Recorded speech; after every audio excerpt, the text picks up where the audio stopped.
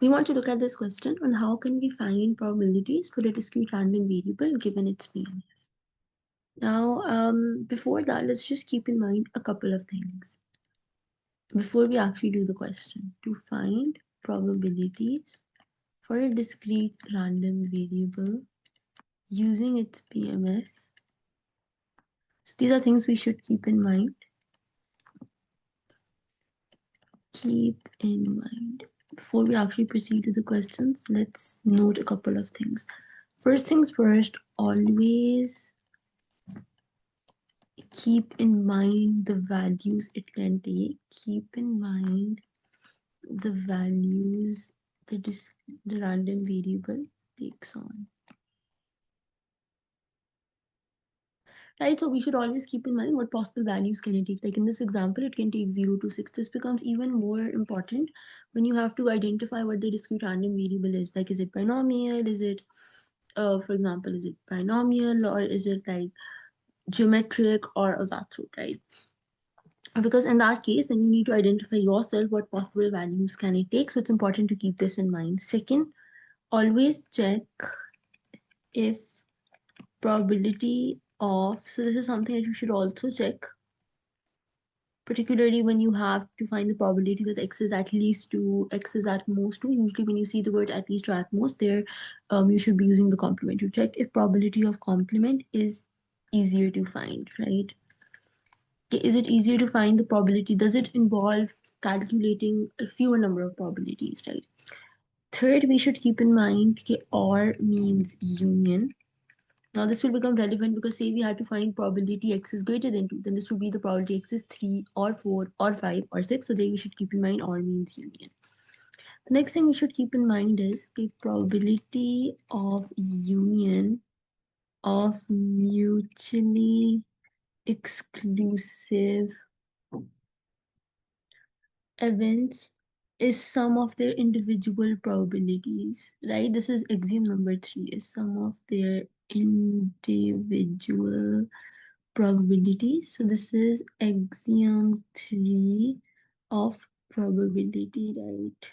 So this is axiom 3 of probability, right? Okay, when you want to find the probability of a union of mutually exclusive events is sum of the individual probabilities. The last thing that we should keep in mind is a random variable taking on different individual values, taking on different individual values are mutually random variable taking on different individual values and mutually exclusive events. What does this mean? Are mutually exclusive events, which means x is equal to 3. It's the random variable taking on different individual values, right?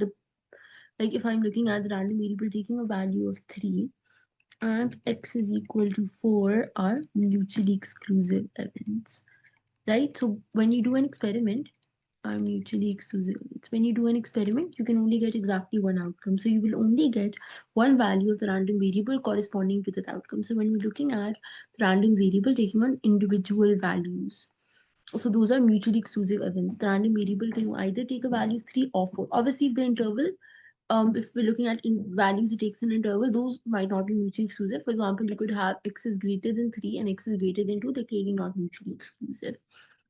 But but a random variable taking on different individual values are always mutually exclusive. Mutually exclusive events, because when you perform a random experiment, you only get one outcome, and corresponding to it, you can only get one value of the random variable. So the random variable is taking value 3, it's not taking a value of 4. It's taking a value 4, it can't be taken on a value 5. Right? So when you perform the experiment, you can get exactly one outcome, and corresponding to that, exactly one value of the random variable. So these 5 things should be kept in mind when finding probabilities for a discrete random variable using its PMF. Let's start with the question. The first part asks us to find, okay, let's do it over here, to find the probability that x is greater than equal to 3 less than 6. Now this is the probability that x can be 3 or x is 4 or x is 5, right? Because these are the values that come between greater than equal to 3 and less than 6. Now, as we discussed in that OR means union, this is where it becomes relevant, right? OR means union.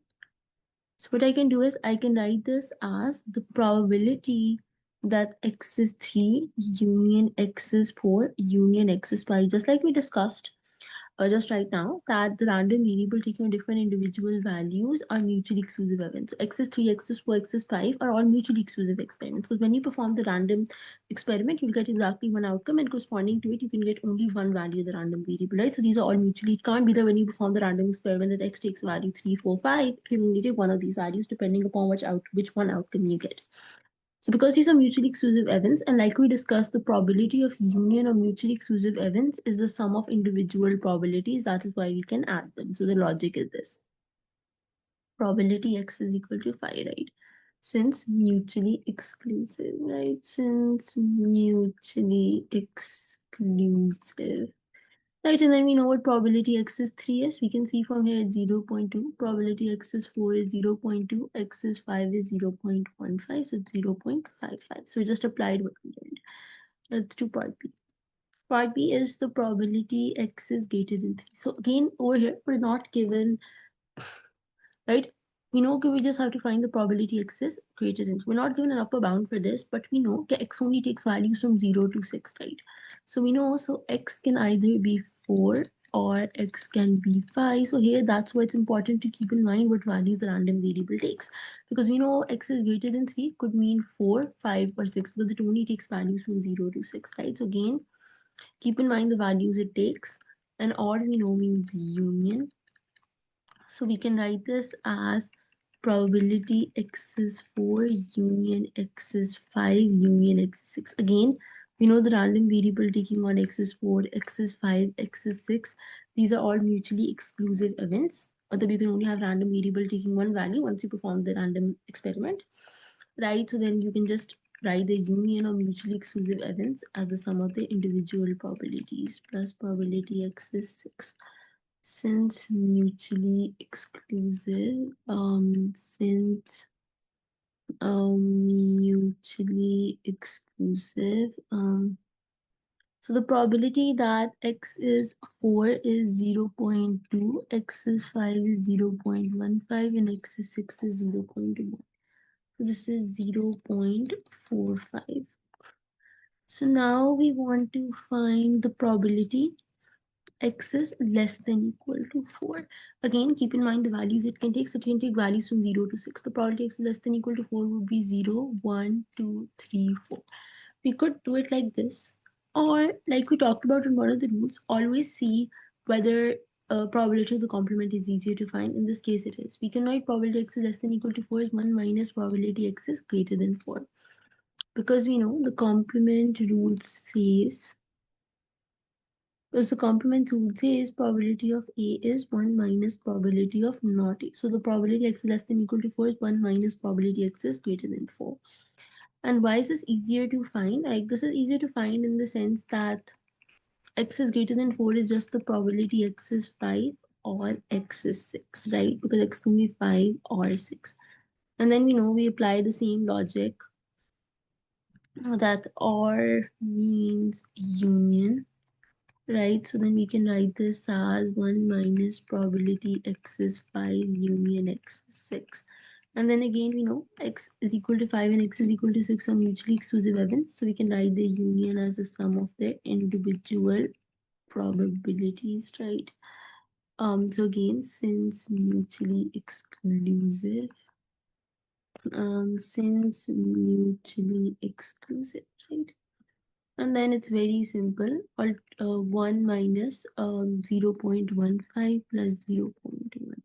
And this turns out to be 0.75. Alternatively, you could have also done it as just probability x is less than equal to 4, x is 0 or 1 or 2 or 3 or 4, then the or becomes union. And because in mutually exclusive events, the probability of the union is the sum of the individual probability. So we could have also added all of these up and we would have gotten the same answer.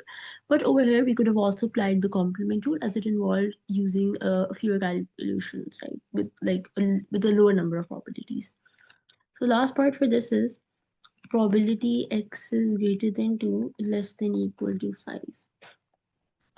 Now, if you note, this is the probability that x is 3 or x is 4 or x is 5. I want you to recall how we found part A. When we were looking at part A, we said this is the probability x is 3 or x is 4 or x is 5. So note this is the same as part A, right? There's just two different ways of writing the same thing. Whether I say probability x is greater than equal to 3 less than 6, that's the same as probability x is greater than 2 less than equal to 5. Note this is the same as A. This is the same as part A. So probability x is greater than 2 less than equal to 5 is the probability x is greater than equal to 3 less than 6, which is equal to 0.55, and this is from part A. So this is how you can find the probabilities of discrete random variable using its PMF, just keeping in mind a couple of things.